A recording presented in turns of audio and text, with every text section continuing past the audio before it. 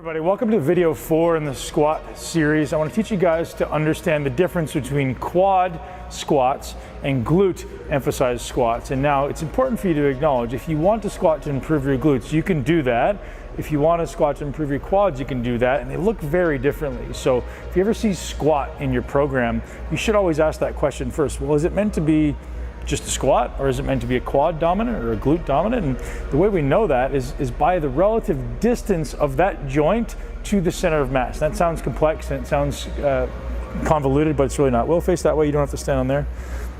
So if Will stands up just normal, his body is stacked through this center of mass, right? So his hip, his knee, and his ankle and his shoulder are all going directly through this imaginary line that I've just emphasized with this bar. So if you can imagine that going all the way up. Now we'll just bend your knees a little bit. A little more. Stop right there. So now his knees have traveled away from his center of mass. His hip has traveled away from his center of mass. By the look of it, it's about even. Go to the bottom of the squat. Good. Good, so right there, so the center of mass is right through the middle of his foot. It stays there. So that looks actually very balanced. So he's got relative same distance from the center of mass to his knee as he does to the center of mass to his hip, maybe a little bit bigger on this side, right? So if he's squatting, he's gonna have a relatively equal contribution of those two muscles to the movement.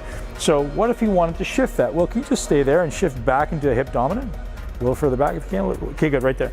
See how that shifted? Now he's got a huge amount of distance here and a little bit less there, right? So now Will's gonna be, if he does a squat, you can see now the hip's way back here, so these muscles are gonna have to work a lot more.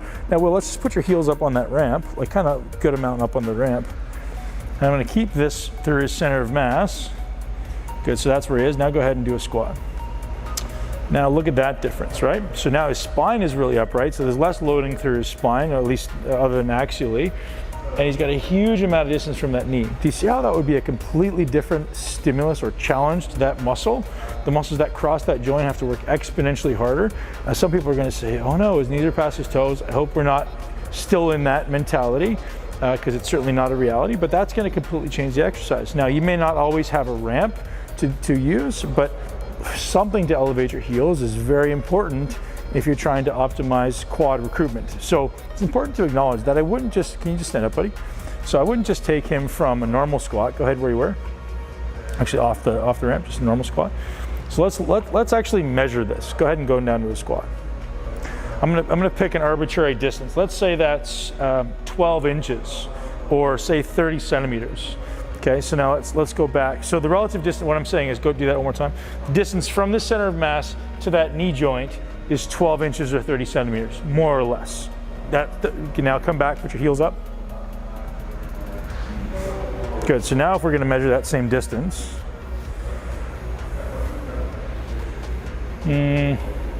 not quite 24 inches or 60 centimeters, but probably somewhere in the high 50s.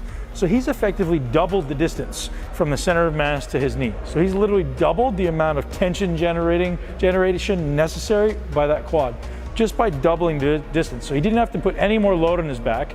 His quads literally now have to do twice as much work based on the equation for torque, which is what we're measuring here when we're measuring exercise.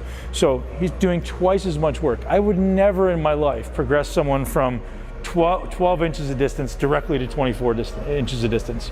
We would progress them from 12 to 14 to 16 to 18 to 24 slowly, because it's literally increasing the amount of work necessary at that muscle exponentially. So it's important for you guys to acknowledge that. So now the opposite is true, or the same is true with the opposite. Stand up, let's do glute. So again, just going back into perfect. Now look at this. So Will stop there because he knows what he's doing. Most people would continue to go down. Why did he stop there? If we're doing a glute emphasized squat, he's got the greatest amount of distance right there, and he also knows that that hip is as far as it can physically go. If he goes any further down into a squat, the hip can't go any further. The range only happens to happen increase of the spine. So it's important to acknowledge he just goes as far as he physically can at the hip. It doesn't matter what the exercise looks like on the outside. What it matters is what the exercise what's happening at the joint. So when we're looking at challenging muscles, we're not looking at the entire big picture. We're not looking at how far the bar travels or anything like that. We're looking at joint by joint. How much is this joint traveling and how much can I challenge that? So one little key tip for you guys, if Will goes too far in the squat and we see something moving that maybe shouldn't be, like his lower back, we know we've gone too far. So if something's moving that maybe you don't want to work, you're doing something incorrectly. And I often just say, if it's moving, it's working, or you're cheating. So one of the two to think about. Eliminate that extraneous movement at the spine and really focus on what's happening at the hip joint and at the knee joint in isolation or together.